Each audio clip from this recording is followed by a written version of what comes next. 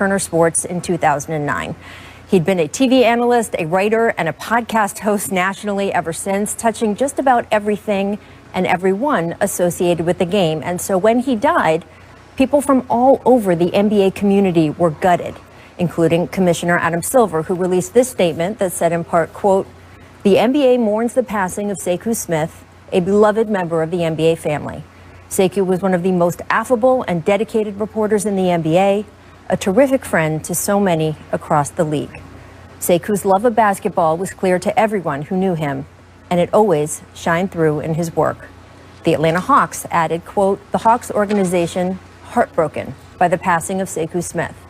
The Hawks beat writer for the AJC from 05 to 09, Sekou provided our fans with honest and fair coverage, sharing incredible insight on the team while establishing himself as one of the NBA's top personalities."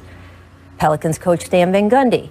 "The NBA community lost a great man today in Sekou Smith. While I've known him since he was at the AJC, I was lucky to work with him at NBA TV. I got to know him well enough to know three things.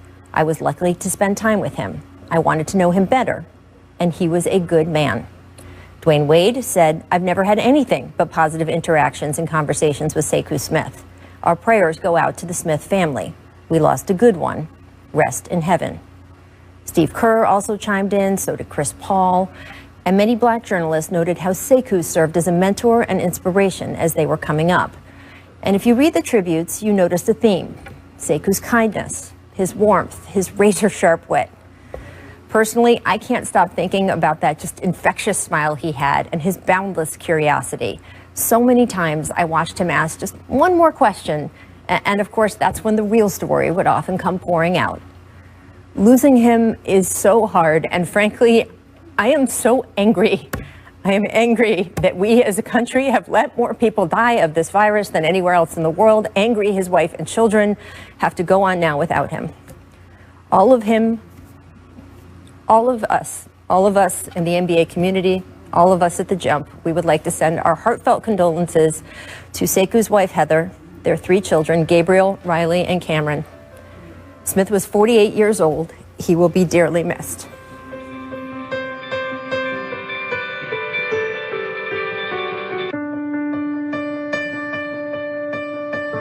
Why do you think younger players are just so attached to Kobe Bryant? Well, he's their generation's Michael Jordan.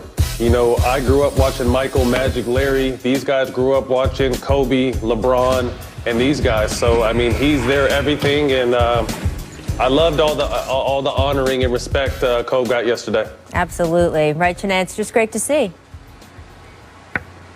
Yeah, absolutely. And he's talking about my generation, the 90s babies. He was our greatest. When he dropped 81, that was the standard. So yes, Matt, that's not yours, that's mine. But he, you know, we are his legacy, his living legacy. And that's why I'm, you know, glad to bounce a ball every chance I get. That is beautifully, beautifully put. Welcome to The Jump. I am Rachel Nichols. I am joined, in fact, by NBA champ, co-host of All the Smoke, Matt Barnes, as well as former #1 overall pick. I mean, let's be honest. Once you're the #1 overall pick, you're always the #1 overall pick. Chiney Ogwumike, co-host of the Chiney and Golic Jr. radio show. Coming up, guys, we're going to get into some MVP talk, so stick around for that. Our producer's putting a few names up on the board already. But first, the NBA has felt kind of like a game of cards the past few years. Lots of high-stakes gambling, some teams folding early when trying to collect chips for the future, and others, well, reshuffling the deck every time they get cards that don't come up winners. And there's no one who's been more active at that table than the Houston Rockets. Remember when they tried to beat a Golden State flush with a pair of Harden Pauls, then asked the dealer to hit them with a Westbrook? And when that didn't work, hey, just deal them in for a whole new hand. Of course, there's always a risk when you do that, right? You don't know for sure if what you're getting is going to be better than what you're giving up. But last night, the Rockets at least started getting their cards in order. It was the first time their new backcourt of John Wall and Victor Oladipo were on the floor together. It was also Wall's first game against the Wizards team that spit him into the discard pile just a few months ago. And he did not remotely hide his desire to show them just what they were missing. Wall had 15 points and 4 assists in the first half, including this coast-to-coast behind-the-back beauty. Look at this. So nice. On the other side, Bradley Beal kept doing what Bradley Beal has been doing. He dropped 33 in this game, along with 5 rebounds, 4 assists, enough to keep him as the NBA's leading scorer. And I want to note, there was no animosity last night between Wall and Beal, despite that Beal's ascension was a big part of the Wizards deciding to trade Wall. In fact, Wall and Beal say they still text regularly. The same cannot be said, however, for Wall and Russ, who got into it in the fourth quarter of this game. So what was this all about? Well, let them tell you. Trash talking. I mean, that's what two competitive guys do. You know what I mean? Russ been kicking my ass for years. You know what I mean? This ain't the first time we trash talked before. I don't start talking, I defend myself because I don't, allow people just to say anything, especially when I know the facts as it pertains to anybody on the court playing up against, So I think they just start talking because they just started winning at that time. So, it's cool though. We play them again. Apparently, last night in Houston, it was really dark indoors. Everyone needed sunglasses. Anyway, the kerfuffle came in the middle of a Rockets 24-9 run in the fourth quarter. For most of the game, Oladipo and Wall they just had looked like they didn't really quite know what to do with each other yet. But by the final frame, that started to change. Oladipo hits this nice turnaround J, a little more than 7 seconds to go. Whoop! That looks great. Then Wall came back into the game, and the two went to work, combining for 19 points as the Rockets blew the game open.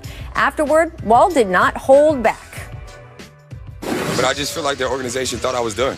No matter how much hard work I put in over the summer, they came and watched me. I thought they thought I was done, and that's why I came out here and did what I did.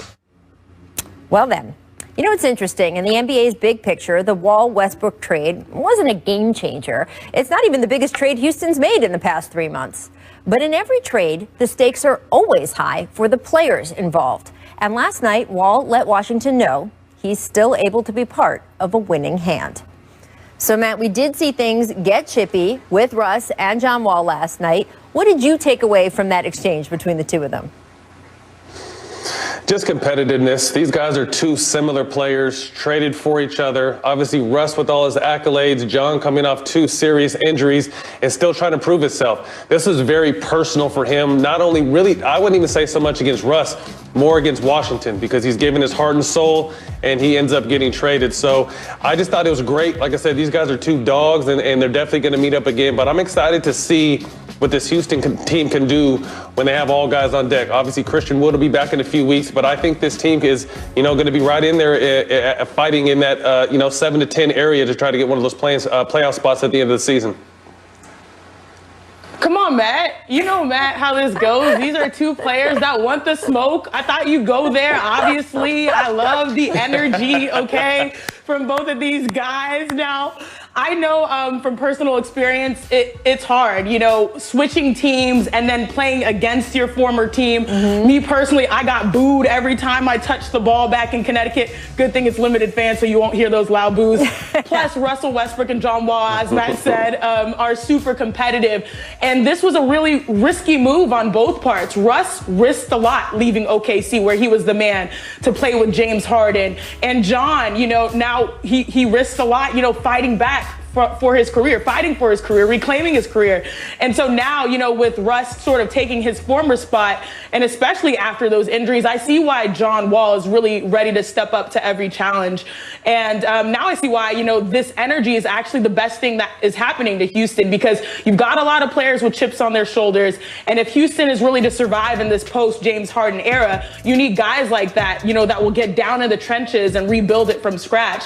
And so, I saw that exchange, and I was like, I like this. This is normal for us to see it from Russ. I loved it. Not necessarily the most normal from John Wall, especially, in a Rockets uniform now. Well, it's interesting, guys. We just put up the terms of that trade. And that trade had been rumored for a little bit. And the question was, well, who would have to send the first-round pick to who? Who would have to attach a pick?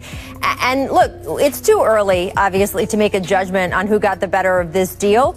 But it is interesting when we look at the way things have worked out so far. Very small sample size with the limited number of games both these guys have frankly gotten to play. But I don't know. We will see in the end who we think got the better of this deal. As for the Rockets in general now, they have won 3 straight. They are starting to get healthy now that the James Harden saga is behind them. Chene, do you think the Rockets are still a playoff team? They looked deep last night. Look, Rach, I know it is early, and I did go and check the standings, albeit early, and they're only 2 games back from the 8th spot, where the Warriors, which, by the way, y'all, the Warriors are at the 8th spot. Like, I don't know if that's good or bad, but it is what it is. But once the Rockets, they get Christian Wood back, who, by the way, thank you, Raphael Stone. That was a great get for the Rockets, a guy that's a most improved candidate. I absolutely think that they can sneak their way into the playoffs. It's not just John Wall that's backing down from no one. It's also, as you mentioned, Victor Oladipo coming back from injury. And remember, in his first game back, he made a statement dropping 32. Boogie, getting back to form finally, nailing those threes. Steven Silas getting a fresh start and has them playing defense. And I found this nugget that they're now the 3rd best defensive team after the blockbuster trade. Before the trade, they were 22nd. So now, obviously it's going to be a harder path. Nice. But the Rockets, if they play hard and they play, like they're taking everything personally, I took that personally Jordan-wise, they could sneak themselves into the 8th spot. Yeah, this is a team full of dogs. I love it. I love the fact that, John and Boogie are still getting their footing back. You saw flashes of how great. People forget how good DeMarcus Cousins, hands down, Joel Embiid, nobody was messing with DeMarcus Cousins when he was healthy. So you're starting to see Boogie find his rhythm, find his tone. But the best thing I like about this team is their dogs. Christian Wood gets back. You got PJ Tucker over there. You got Eric Gordon. I don't think they have very much shooting. So look for them to possibly make a move come trade deadline to maybe add some 3-point shooting to this team. But one thing they're going to do is they're going to play hard every single